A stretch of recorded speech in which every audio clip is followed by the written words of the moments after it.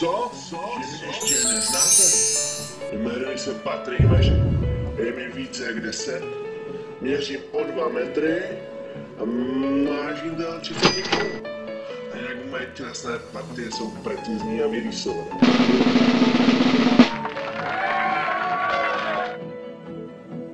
Jinak pro představu, velikost přední nohy se měří v metrech.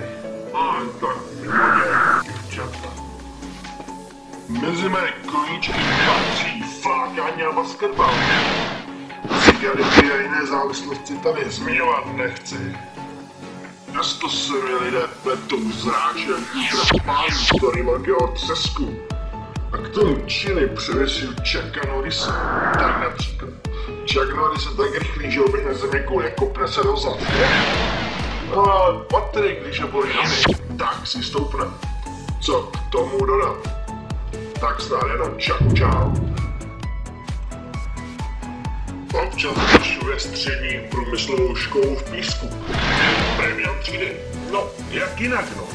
Do budoucna se Patrik chystá navštívit NBA, LK s Kobeem a spol. Se hrál basketbal proti míně. Jinak je znám jako skvělý dánce. Tak to.